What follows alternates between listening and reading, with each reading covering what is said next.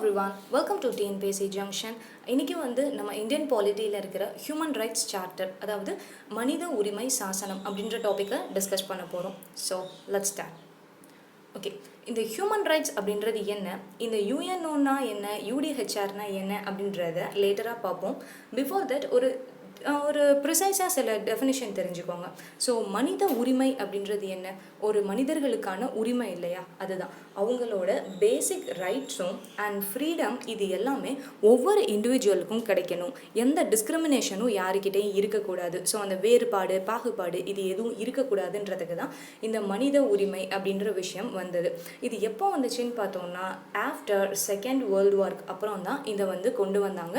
அந்த ஆர்கனைசேஷன் யாருன்னு பார்த்தோம்னா தான் அவங்க தான் யுனைடெட் நேஷன் ஆர்கனைசேஷன். ஸோ இந்த யூடிஹெச்ஆர் அப்படின்றது என்ன அப்படின்னு சொல்லிட்டு லேட்டராக பார்க்கலாம்.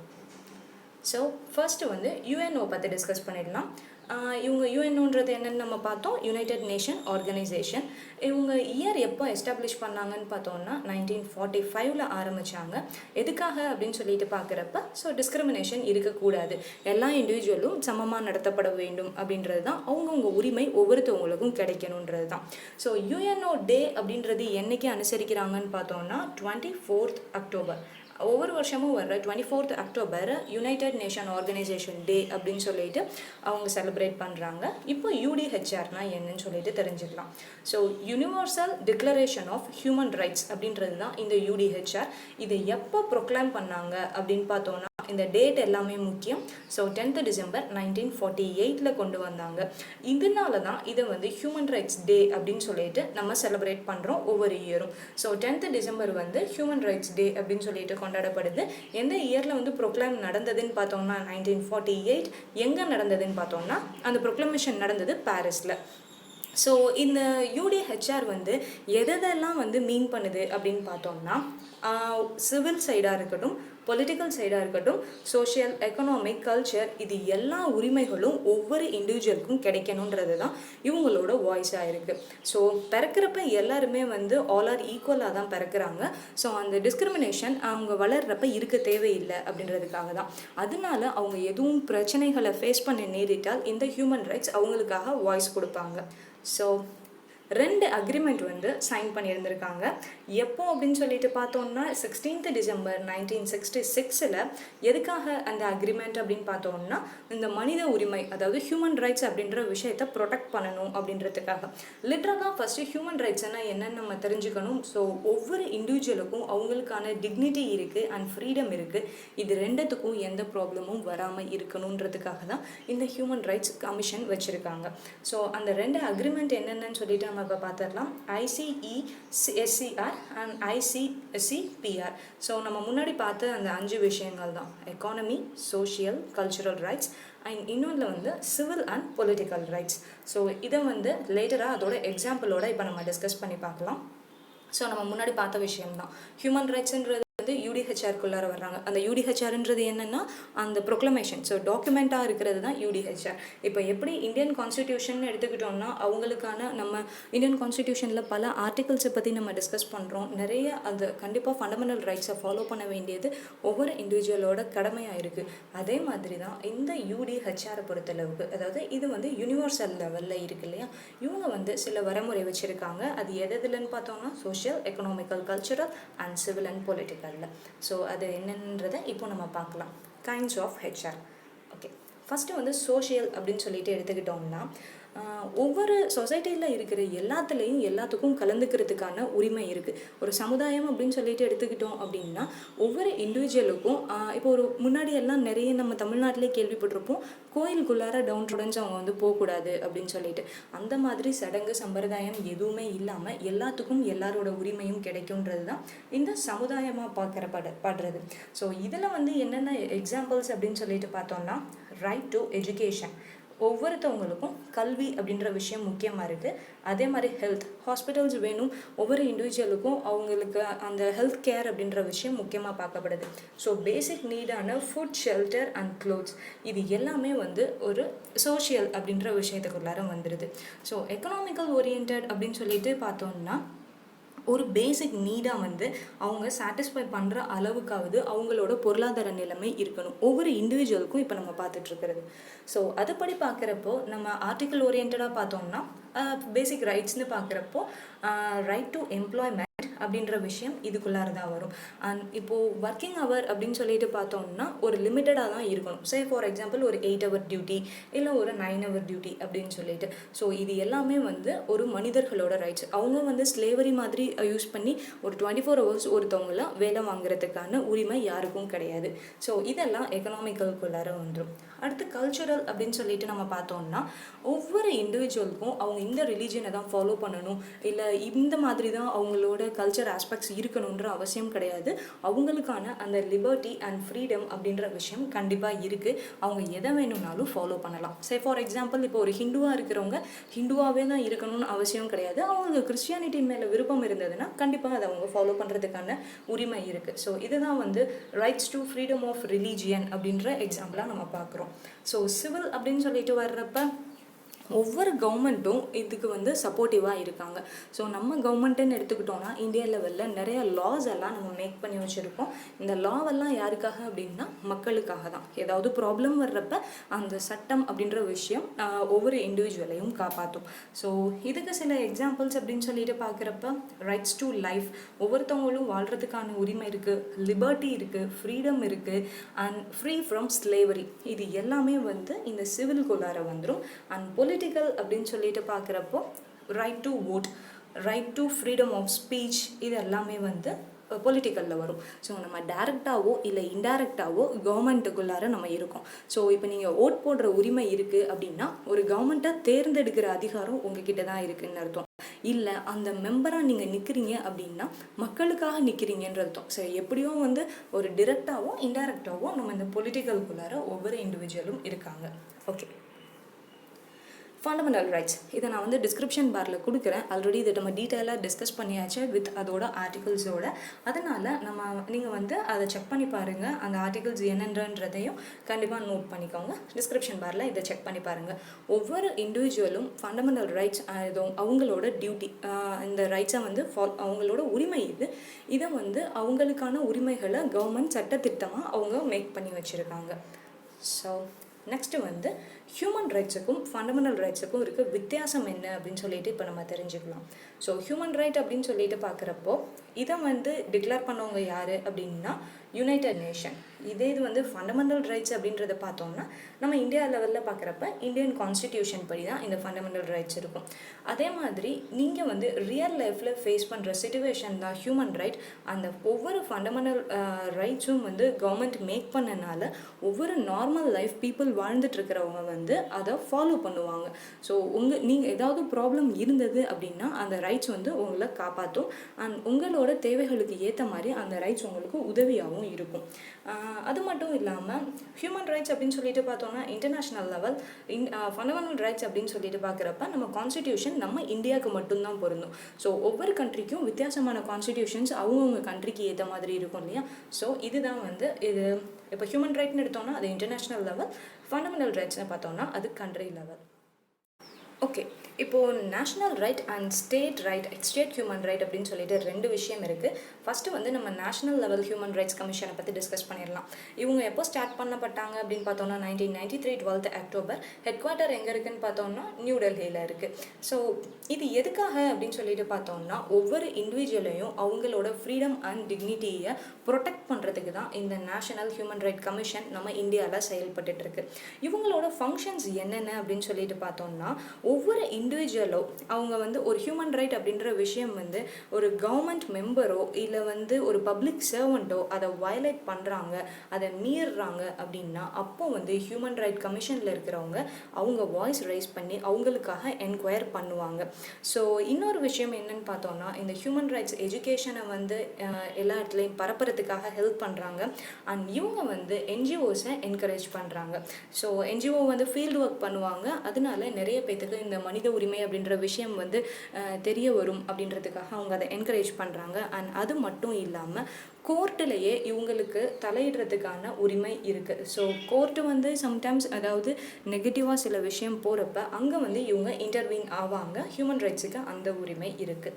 ஸோ இது வந்து நேஷ்னல் லெவல் அப்படின்னு சொல்லிட்டு பார்க்குறோம். ஓகே, இதில் வந்து சில மெம்பர்ஸ் எல்லாம் இருப்பாங்க இல்லையா. மன்சாக் இந்த இமேஜ் நீங்கள் பார்த்தீங்கன்னா தெளிவாகவே புரியும். ஸோ ஒரு சேர்பர்சன் இருக்காங்க. அந்த சேர்பர்சன் கண்டிப்பாக வந்து ரிட்டையர்ட் சீஃப் ஜஸ்டிஸ் ஆஃப் இந்தியாவாக தான் இருப்பாங்க. அண்ட் ஒரு member from supreme court, one member from high court. அவங்க ப்ரெசண்ட்டாகவும் இருக்கலாம், இல்லை ரிட்டையர்ட் ஆனவங்களாகவும் இருக்கலாம். அண்ட் அது மட்டும் இல்லாமல் 2 மெம்பருக்கு வந்து அதில் இருக்கிற 2 மெம்பர் கண்டிப்பாக அதோட அந்த நாலேஜ் இருக்கிறவங்களாம் இருப்பாங்க. ஸோ ஹியூமன் ரைட்ஸை பற்றி தெரிஞ்சவங்க தான் வந்து இதில் இருப்பாங்க. அது மட்டும் இல்லாமல் இந்த டீம்டு மெம்பர்ஸ், அதாவது ஒவ்வொரு அந்த ஸோ டிபார்ட்மெண்ட்டுக்கும் ஒரு ஹெட் இருப்பாங்க இல்லையா, அந்த சேர்பர்சன் அப்படின்றவங்க யார் யார் எந்தெந்த இதுக்கெல்லாம்னு பார்த்தோம்னா மைனாரிட்டிஸ்க்காக, எஸ்டிக்காக, எஸ்சிக்காக அண்ட் ஃபார் விமன்ஸ், இது எல்லாத்துக்கும் தனித்தனியாக ஒரு சேர்பர்சன்ஸ் இருப்பாங்க. ஸோ நேஷ்னல் லெவல் அப்படின்னு சொல்லிட்டு பார்க்குறப்ப 1+4. ஸோ ஒரு சேர்பர்சன் இருக்கிறாங்க. அவங்களுக்கு கீழே சுப்ரீம் கோர்ட்டில் ஒரு ஜட்ஜ், ஹைகோர்ட் ஜட்ஜ் அண்ட் இந்த நாலேஜ் உள்ள 2 பேர் இருக்காங்க. அதில் கண்டிப்பாக ஒரு ஃபீமேல் கேண்டிடேட் இருப்பாங்க. ஸோ இவங்களோட டென்யூர் அப்படின்னு சொல்லிட்டு பார்த்தோம்னா 5 years இருக்கலாம், இல்லாட்டி இவங்க வந்து 70 years வரைக்கும் இருக்கலாம். அதாவது அந்த பர்சனுக்கு வந்து 70 years ஆயிடுச்சு அப்படின்னா அதுக்கு மேலே அவங்களால இருக்க முடியாது இந்த சேர்பர்சன்ஸ்க்கு.